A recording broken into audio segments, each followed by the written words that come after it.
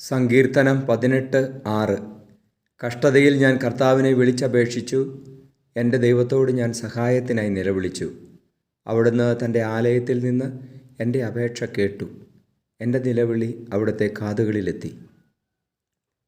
പരിശുദ്ധ പരമദിവ്യകാരുണ്യ എന്നേരവും ആരാധനയും സ്തുതിയും പുകഴ്ചയും ഉണ്ടായിരിക്കട്ടെ.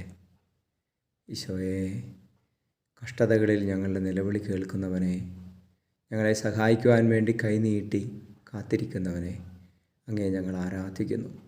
ഹല്ലേലൂയ. ഈശോയെ ആരാധന.